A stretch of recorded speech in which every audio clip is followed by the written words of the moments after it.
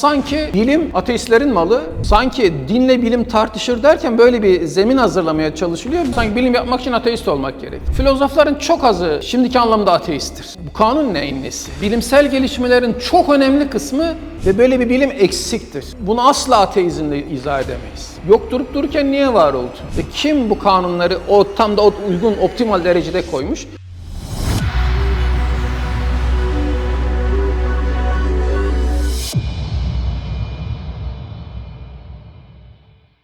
Şimdi çok zaman bilim adamı sıfatımızın yanında Müslüman oluşumuzda gündeme geldiği için bilimle din uyuşur mu, bağdaşır mı anlamında sorularla karşılaşıyoruz. Yani bilimle din nedir diye önce bunu açmak lazım. Bir tane mi bilim var? Bilim konuşur mu?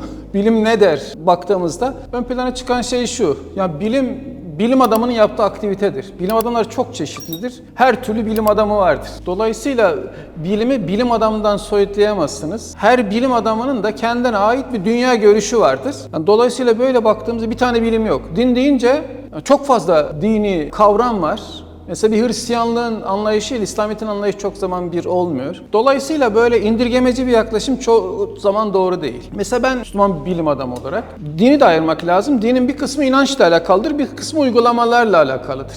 İnançlar da katman katman olarak değerlendirilir. Mesela öncelikle Tanrı fikriyle çok genel olarak bilim uyuşur mu anlamında bir soru sorulduğunda aslında benim net vereceğim cevap ateizmle bilim uyuşur mu? Asıl soru bu. Yani bu kadar muazzam bir düzen içerisinde yaşıyoruz. Bilim adamları bunu habire keşfediyor. Keşfede bitiremiyor. Kimisi teleskoplarıyla, kimisi mikroskoplarıyla uzaklara, yakınlara, derinlere gidiyorlar. Bir şeyler buluyorlar. Bu buldukları şeyler ne anlatıyor? Yani biraz espri olsun anlamında çok sevdiğim bir ve açıklayıcı bir anekdot, bir fıkra diyelim. Sherlock Holmes, meşhur dedektif, arkadaşı Dr. Watson'la beraber bir yerde kamp kuruyorlar. Çadıra girip yatıyorlar. Gece yarısı Sherlock Holmes Watson'ı uyandırıyor. Doktor Watson, ne var diyor. Ne görüyorsun diyor.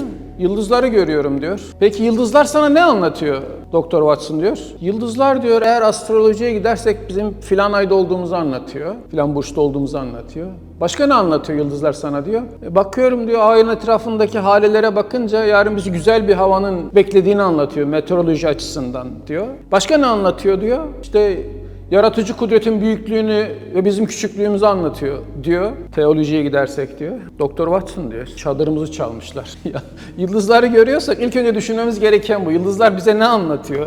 Tarzında baktım. Bilim ne anlatır dediğimizde bilim düzeni anlatır. Atom altı alemden galaksiler sistemine kadar bilim düzeni anlatır. Düzensiz şeyin bilimi olmaz zaten. Dolayısıyla bilim düzeni anlatır ve aklın en temel sorusu olan, çünkü hiçbir şey nedensiz olmaz diye akıl kabul eder. Her şey bir neden arıyor. Bu düzenin nedeni ne? Niçin her şey karma karışık, kaos içinde değil de bu kadar düzen içinde? Dolayısıyla bu soru bizi doğrudan doğruya arkasında bu düzeni koymakla yetinmeyen ve sürdüren, uygulayan bir arka plan gösteriyor. Bu da çok yüksek bir akıl.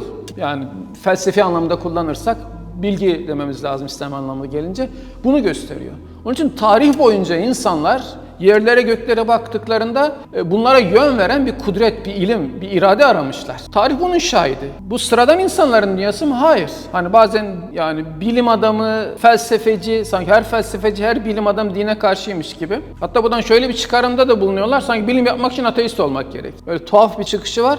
Halbuki tarih şahit ki filozofların çok azı şimdiki anlamda ateisttir. Ve mevcut bilimsel gelişmelerin çok önemli kısmı Tanrı'ya inanan insanların yaptığı aktivitenin sonucudur. Kaç tane bilim adamı vardır ki çok önemli bir buluş yapmıştır. Tarihe çok büyük katkı sağlamıştır. Yan yana koysanız devede kulak bile kalmaz. Ama sanki bilim ateistlerin malı ve onlar bunu geliştirmiş, bugüne getirmiş. Teknoloji bütün onlar üretmiş. Bunlar bütünüyle safsatadan ibarettir.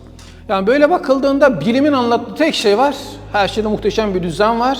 Bazen matematik kesinlikle düzendir. Zaten bir bilim adamı kainata bakar, olayları genellemeye gider, sonra zarif bir matematik formülle izah eder.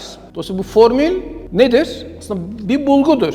Baktı, seyretti, böyle bir formüle geldi. Bunun adına da kanun der sonra. Sonra niye düzenli deyince kanun var diyor. Ya bu kanun demek düzen demek zaten. Dolayısıyla bunun nedenini arıyoruz. Çünkü akıl sorar. Niye? Dolayısıyla düşünen her insan bu evrendeki kanunların sahibini bulmak zorunda, yoksa hiçbir yere gidemez. Yani dolayısıyla yani bilimi dinsizliğin kazanılmış malı gibi göstermek hiçbir şekilde doğru değildir. Ve böyle bir bilim eksiktir. Ama şunu diyebilir bir insan, bilim olayları gördüklerini tasvir eder, bundan ibarettir, gerisine karışmaz. Bu bilimdir. Bu konuda hiç tartışma da yoktur. Ne demek?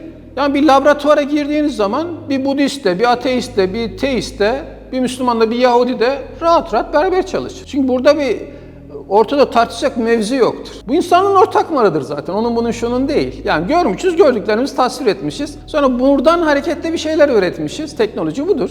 Dolayısıyla burada bir tartışma konusu yok. Yani sanki dinle bilim tartışır derken böyle bir zemin hazırlamaya çalışılıyor. Böyle bir şey yok. Ama yani kainattaki düzenden hareketle bir şey anlatacaksak eğer bunu asla ateizmle izah edemeyiz. Ortada zaten kainat yoktu, var oldu. Big Bang'le 13.7 milyar yıl önce. Bu açık ve net. Yok durup dururken niye var oldu? Yani kendi kendine var olmak diye bir şey söz konusu olamaz. Yok durup dururken var olmaz. Bu en temel şeylerden bir tanesi. Yani varlığı yoklukla izah edemezsiniz. Dolayısıyla bir başlangıcı olan bir şey de bir başlatıcıya ihtiyaç duyar. Yani buradan hareketle baktığımızda bir yaratıcı kudreti görüyoruz. Ama mesela buradan sonra, Big Bang'den sonra 4 temel fizik kuvvet ortaya çıktı deniyor. Bu kuvvetler nedir yani? Ve bu kuvvetlerin bir derecesi var. Bu derece niye var? Yani kanunların varlığı ayrı bir şey. Kanun nedir? Bunu izah etmemiz lazım. Kanun zihnimizde bizim ürettiğimiz bir şey. Bunun bize verdiği şey ne? Yani kanun dediğimizde bir düzenliliği anlıyoruz. Bu zihinsel bir şey ama evreni düzenliyor. Kanun bu. Kanunlar bir de dereceleri var. İşte diyelim nükleer, zayıf kuvvet, kuvvetli kuvvet, işte elektromanyetik kuvvet, yerçekim kuvveti gibi kuvvetler sayıyoruz ama bunların birbiriyle ilişkileri çok ince. Onun için ince ayarlı kainat modeli diye bundan bahsediyorlar. Bu kanun neyin nesi? Ve kim bu kanunları tam da uygun, optimal derecede koymuş? Bütün bunları araştırdığımızda bunu sonucu en ateisti bile siz ona Tanrı diyebilirsiniz diyecek noktaya geliyor. Yani dolayısıyla hatta bazen buradan kaçmak için yani 4 temel kuvvet var gerisi de hallolur diye 4 temel kuvvetten ne çıkabilir? Mesela hayat çıkar mı? Yani itme çekmeden ibaret bir şey üretme gücü yoktur kendi başına.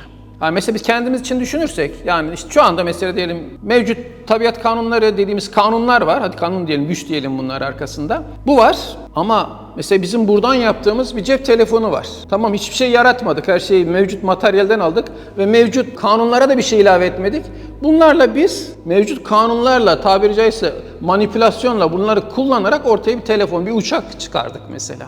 Ama bu kanunlar bunlar için şart, gerekli şart ama asla yeterli şart değil. Dolayısıyla birisi aklıyla, hesabıyla bunları planlayıp yapıyor olması lazım. Bu bizim kendi kültürel dünyamızda böyle. Aynı şekilde 4 temel kuvvetten canlının çıkabileceğini hiç kimse iddia edemez. Böyle bir temel yok. Dolayısıyla Big Bang nasıl bir başlangıç noktasıysa hayat da öyle bir başlangıç noktası.